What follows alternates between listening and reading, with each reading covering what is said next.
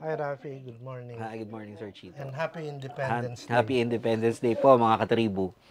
So Well, we are at our weekly show, Straight Talk, and you can find us at Facebook Live and Tribune Now at YouTube.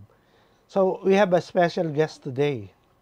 He's the former Energy Secretary and one of the political stalwarts in our country, Mr. Al Kusi. Sir, how are you? Hi, good morning. Good morning, Chito. Good morning, Rocky. And good morning to all the listeners. Surprise naman ako sa iyo. Tawag mo, text ko this morning. opo. I would like me to be in your program. And it's an Yeah, honor and it's a pleasure being with you. yeah, we invited you because it is our Independence Day special. Edition. So we Uh, kind of think na you'll be the best person to grace our well, show.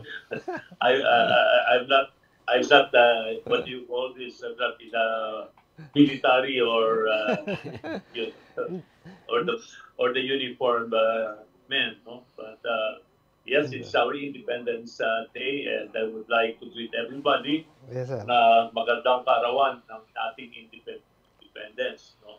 We- And it's our hope na sana magkaisa tayo, really protecting our independence, our identity as Filipino. Sana naman yung pinaglaban ng ating mga ninuno, ng ating mga heroes, huwag Yes, sir. nating ano yun? Huwag nating Baliwalain.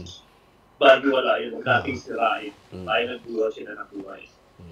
Kasi sir, naisip namin na it's Independence Day, pero we need a different spin kasi we need independence from our energy dependence. And Oo. madalas pa rin ng outages. Kaya nagkakaroon ng mas maganda meaning ng independence wag may energy security, I think. Do you think, sir, right now we have the energy security? Well, yun ang dapat natin isaayos talaga Yes, sa sir. energy security. Mm-mm. Dahil tayo, yung sabi nga natin, independence, that we can do what we want. Now, Mm. we can track our plan and chart our future Yes, as sir. a nation, not only as a nation, but yung sinasabi nga natin dito sa energy. No? Ang Mm. problema lang natin sa energy, masyado tayo dependent sa import. Like in other things, no? Like even in agriculture and other supplies natin, Mm. masyado tayo dependent sa imports. No? Fuel, the oil, one, the coal, other items that we need for our energy. That's why we really need to, uh, make ourselves energy secure by having Mm. our own sources of oil and other feedstock. Yes, sir. Mm. Kaya lang, more than half of our fuel consumption, Rafi, are still imported. Parang 60%, Yes, sir, no? yes. Yung oil, malaking imported na pa natin yung oil and coal. North coal, we Coal. import also coal. Mm-mm. Kasi dito din tayo, dito ambivalent tayo. Kasi we have our own coal, Mm. but yung mining ng coal, yan, malaking issue, no? Whether we allow mining of coal. Dahil talagang hindi rin natin pinapayagan basta mag-mine. Pero what we should really do is tap our national, not natural resources, the indigenous, no?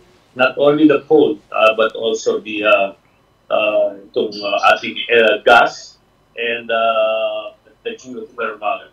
We need to really develop yung mga sources of energy na yan. So sa mining of coal ang nagiging impediment para makakuha tayo ng sariling Yeah, because supply. ang coal natin, meron naman tayong mga coal, no? Mga may coal reserves tayo as a country. Mm. Kaya lang hindi natin namamain yan.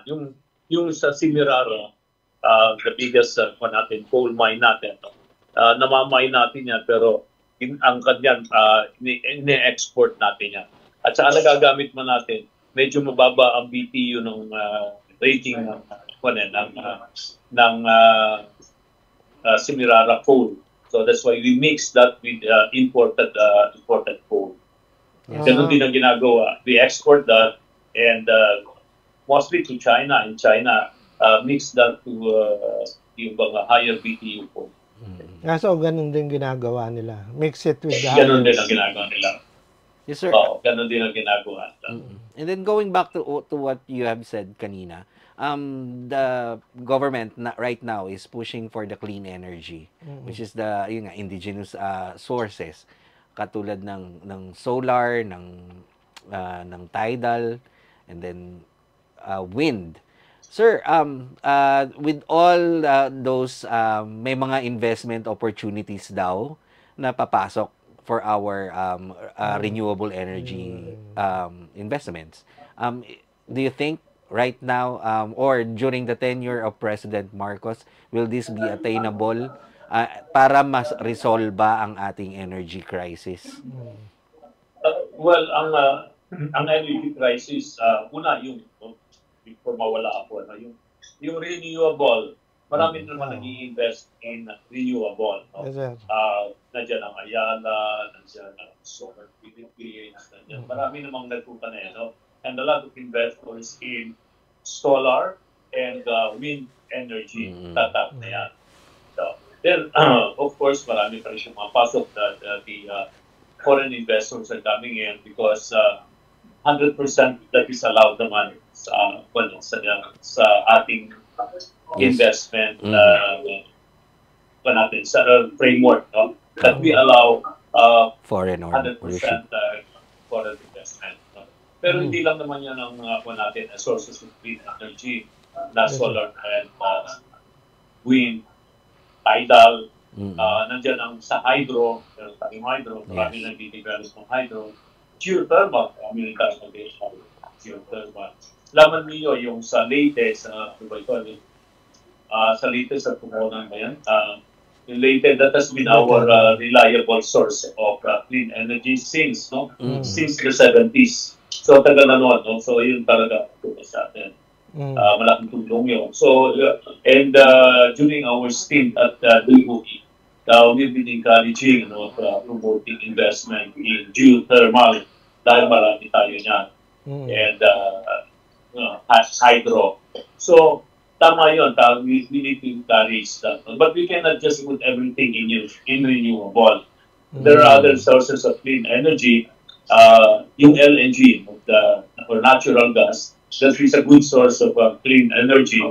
Kaya lang yung ating malampaya is sabi nga, fast depleting. And kailangan natin ng additional exploration. Kaya lang level dyan sa West Philippine Sea. That's why during our time, sabi natin yan yung commercial, commercial joint operation. Huwag na natin muna pagawa yan. Ang namin nun, yung truck namin nun, huwag na muna natin pagawa yan ang sovereignty, yung rights. Paano natin dito yung commercial because hindi din naman natin kaya i-develop na tayo lang. Kailangan din natin technical expertise of other nationals. So sabi natin, commercially, magpuna lang tayo yung develop an MOU how to develop it. That was the track that we were doing. And I think we are still present and DOE dispensation is still doing that. Yun ang Nagkaroon and of course, nagkaroon naman ng progress yun sa to. Kasi naging private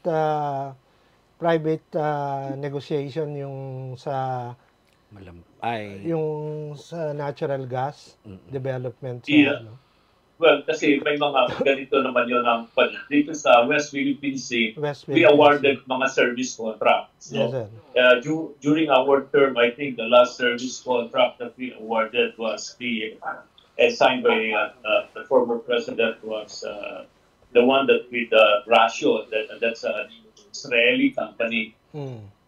And they are doing currently exploration.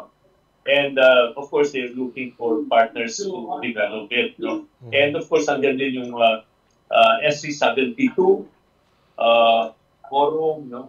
And commercial, they're already licensed to explore and exploit. So they're working with foreign partners, To to do the continue. exploitation, Yes, sir. to do that. Kaya lang, I don't know na after I have left PUA, hindi ko lang. Pasensya na kayo pagka may binabati ako, nandito kasi ako sa departure. Sir, sana hindi naman kayo malate. pero pero sir, kasi we have reached out to you kasi na ano rin we wanted to get your comment. Nasisisi yung coal moratorium do sa ano sa mga brownouts. Okay. Si Senate President Chis Escudero parang sinabi na i-review raw yun at magkakaroon ng possible lifting. Ano po yung pananaw niyo dito? Well, first of all, when we issued the moratorium on coal, that we issued because sobra na yung ating baseload plants, sobra na. And nobody will put up a power plants na ganun kalalaki without power supply agreement from the distribution company. And in this case, sa Manila, sa Pilipinas, biggest distribution company is Meralco. So, hindi natin kupan yan. No? Marami kasing ganyan. Marami nag-a-apply ng permits to put up power plants. Ang problema, ang iba niyan hindi natutuloy kasi hindi sila nakakakuha ng service at yung power supply agreement. Sinong bibili ng ganyan? Now, during my time, yung base load, napakataas yun. Napakataas yun. No? And what we need to do para sa yung ating reliability of our power supply, of our grid, kailangan natin ng mga regulating power supply, kailangan yung may mga mas flexible, no? Hindi mo pwedeng asahan lang ang solar. So, some of them are being used yung sa oil and gas, no? And the geothermal na pan. The geothermal, yung mga ganong klase. So, what we said is that tama na muna yung pool, yung new application. So we said that we issued the moratorium not to process any new application of coal power plant. By that time, when we issued that, pending power plants that we have approved and in the process of construction, at different stages, different status, there were something like 8,000 plus megawatts. That was the time when I stepped down. There are these plants that are being put out.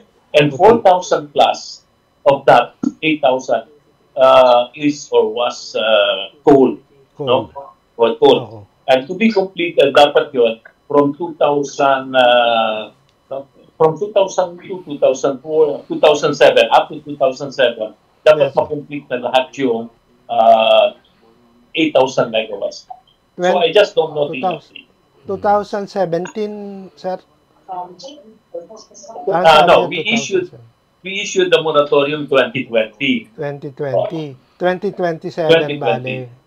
To be completed. And when we issued that 8,000 megawatts already are in the process of construction or different stages, permitting, lahat yun, 8,000. And 4,000 was coal. So, sobra na yun. Ngayon, yung sinasabi ni Senator Escudero na i-review, tama naman din. Kasi nandun naman yan doon sa policy that I have signed that it has to be constantly reviewed. Kasi ano yan it's not something permanent. Kasi nagbabago demand, no?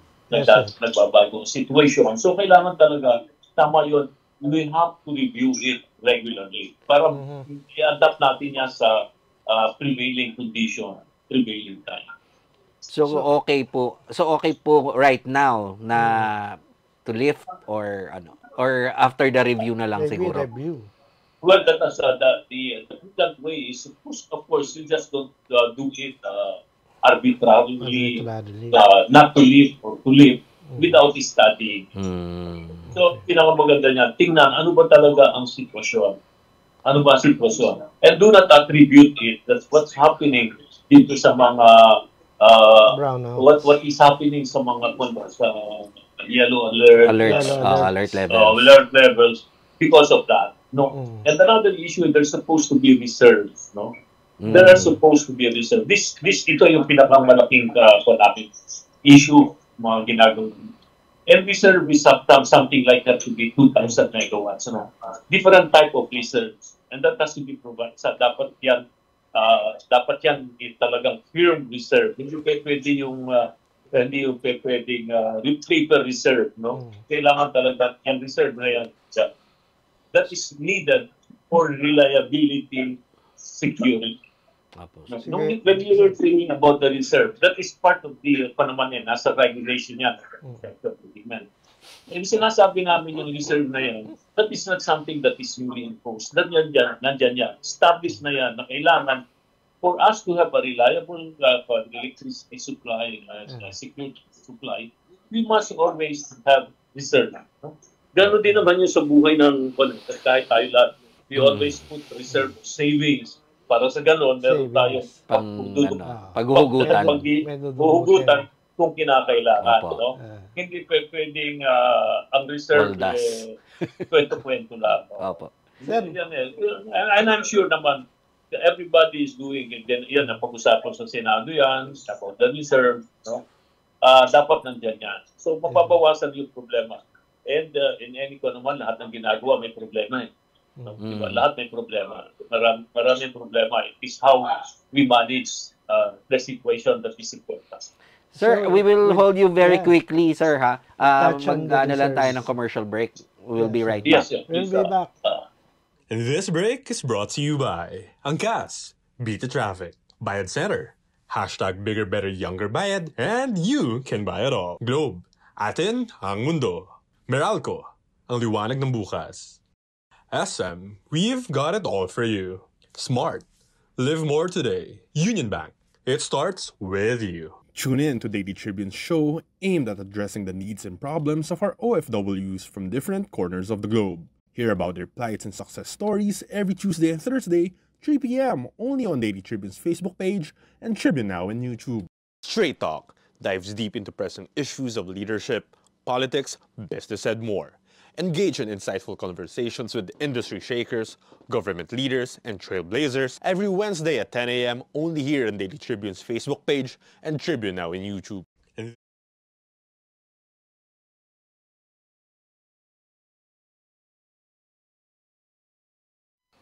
So we're back, mga katribu. We're still on Straight Talk. And still we have former Energy Secretary Alfonso Cusi. Sir! Yes, sir. Yes, sir. We're back. You're mentioning the reserve. Yun nga. Bakit nga ba? Bakit nagkakaroon nga ng yellow alert ng declaration, nag-red alert pa nga nung kailan? Enough ba yung reserve na sinasabi nyo? No, whether ang marami naman ang causes ng alerts. Bagay, the yellow alert, the red alert. Ang yellow alert sa tweet kakaroon ng brownout dahil kumaba lang yun. No? Pero yung sa red alert, that may cause. Yun, sinasabi na natin may cause brownout. Bakit naman nagkakaroon ng mga alerts? Of course, yung mga plants. May mga maraming issue. May maintenance issue, breakdown issue, unexpected issue, no?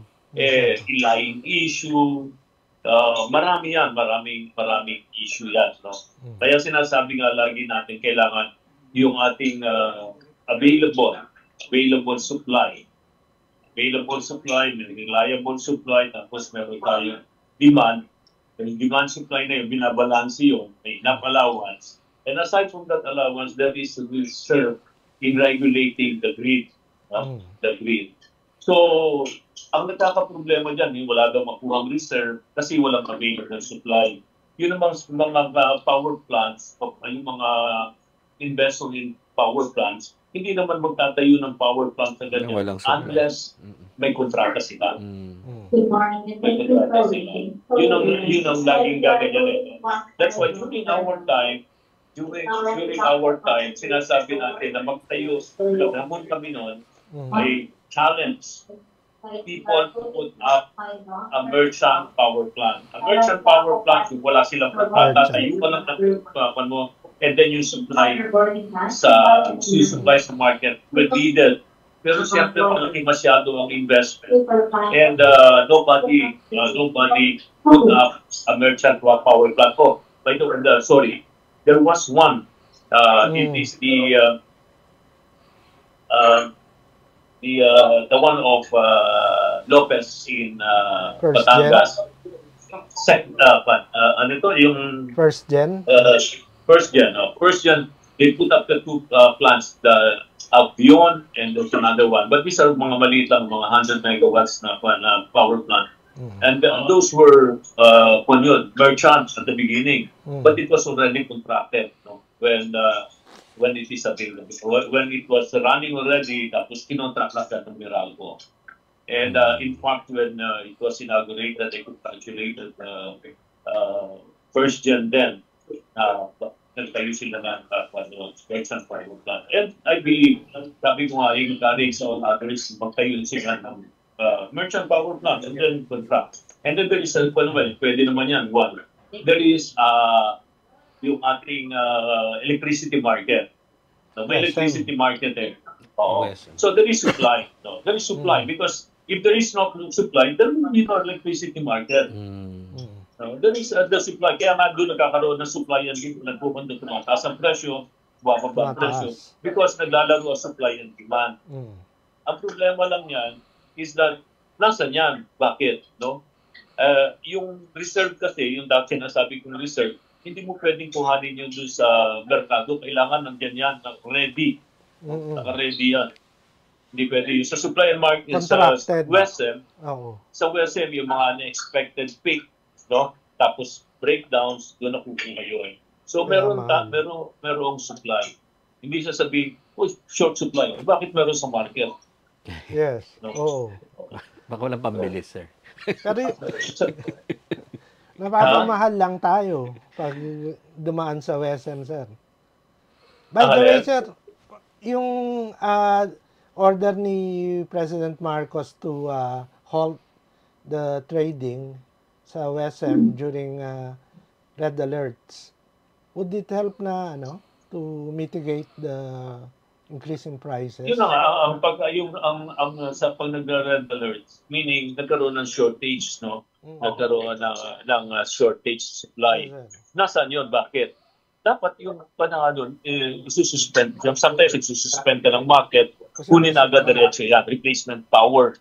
Dapat may replacement power ang kasi it's the consumer that is suffering whenever there is mga shortage of supply. Bakit? Tataas ang presyo. Kaya sinasabi namin noon, during the time namin noon, di ba dapat may replacement power? When Meralco let's say, enter into a contract for supply of electricity, dapat yan, yung kakontrata nilang power company, ginagaranti ng power company na bibigyan ka namin. Yari, 100 megawatts. Yan ang usapan natin. Ang tanong dyan, sabi ko, paano kung mag-breakdown yung power plant mo? Paano yan? So, dapat yung GenCo magkaroon ng replacement power. Yun ang pinagkukan na namin noon Sabi ko, there must be a replacement power. And then, and all these contracts are covered by insurance. Na sinasabi ko nga dyan as insurance. So, dapat, yung insurance and the replacement power should protect the consumers. Diba? Katulad po yan, ito, simple mind lang po ako, no? Hindi ko ikinubas. Sabi nila na, hindi naman yan power person. Sabi, kung sinasabi ko lang po, katulad po rin yan, when you enter into a contract to charter a boat, a ship, may kontrata po yan dyan na sinasabi may allowable downtime. Na yung barko, taka nasira, allowable yan. Yari, 7 days. 7 days allowable yan. We are not going to charge you. And it is the lesson mananagot. No? Pero pagka yung, so beyond that, dapat yung may-ari ang ang penalty, susuplayan niya yung shipping company ng replacement vessel. At the same cost. Hindi pwedeng tumaas yun eh. Napag-usapan din po namin yan during the time with Meralco na paano ba ang kontrata ninyo with the GELCO? You have a replacement power in your contract. There is supposed to be a replacement power. So where is that when a power plant breaks down? So naka-standby lang talaga yung yung mga ancillary supply. Hindi ginagamit 'yon. Naka-standby yan, umaandar yan, sinasabi nga nila no sa akin, ang argument nila why they don't like to put up the reserve, sabi, tataas ang cost. Tataas ang cost. Yes, sir. But of course, energy security, energy reliability, it has a price. No? Katulad po rin yun, I liken it into a spare tire in your car. No? Kung wala kayong spare tire, pwede namang bababa yung presyo ng kotse. E paano kung naplatan? Kung naplatan. So there's a time that you will look Hindi and it will tatakbo. be very cost. It's costing more and more expensive than the tire. That's So true. and then you as the owner of the car, you pay for that spare tire. So, ako na, yun ang sabi natin, siyempre tayo, consumer tayo, reklamador din tayo. Sabi natin na, di ba, gusto lang natin, gusto ko maganda, gusto ko reliable, hindi na mag-brown out. Sabi nyo, kailangan magkaroon ako ng reserve, no? But so, the function of cost and the function of supply, those are issues that you are looking separately and putting a balance. Yes, sir. Yun nga sir, yun yung isang concern na acceptable ba para sa mga consumers na nagkakaroon na nga ng alert levels na can cause brownouts and yet magtataas pa ng presyo. Kawawa naman yung consumers. And I'm sure naman yung sinasabi nila na sinasabi lang hirap dito, dami nung tatangin dito na sa department kasi. So, Ay, nalkol na. medyo nagla-last call for ball. Ay, ganun sir. We will let you go, sir. Sige sir, kaya baga... Walang to, kailangan yun eh. There's a price for reliability and security. That's what. So the cost has to be looked at separately and the supply is looked separately. Kasi masasabi yung mga arguments. And I'm sure naman, I'm sure people in government are working on it. So, the DOE, the present dispensation, they're looking at it. Policies are there that were designed during the prevailing time. It was prepared. And in fact, meron pula doon na sinasabi, always to review it. To make sure that it is attuned to the times. Kung hindi na, kailangan gumawa ng correction. Opo. So, there we have it from the very busy... we harass. Sir, can we have a last question ba? Pwede pa ba? Yes, sir. Pwede ba? Sige. Sir, Okay. kamusta ang PDP laban ngayon? Yeah. Yeah. PDP is there as a party. We are there as a party. And during my time, sinasabi ko nga doon, we were promoting a party politics. We want to have a party politics. It's there. Kaya lang, siyempre, memberships are eroded already. They have transferred realities of our present political system. Ilang kandidato i-field nyo this elections next year? Sa Next Senate. year, sa 2025 election, so PDP now is not that popular squad, no? Medyo naubos na nga yung aming mga elected officials, elected members. Naubos napunta na po sa partido in power. Sabi nga natin, hindi naman tayo sumasama loob dyan. Ruling Realities coalition. of our political system. So, question, ilan ang magpupa natin sa next election, this coming election? Yan, wala wala pa tayong makakasigurong numbers. And what we would like to ensure is that each ever kung sino man ay i-field natin sa next election will be qualified and will be promote the advocacy. Okay. So, sir, are you still there? Oh, naputol na yata ang linya ni sir. So there we have it from former Secretary Alcusi. Thank you again, and see you next week for what I hope we see you next week to watch our show. And thank you mga katribu. Tune in again next Tune in week. again next week. I'm Rafi Ayeng. And I'm Chito Lozada. Thank you.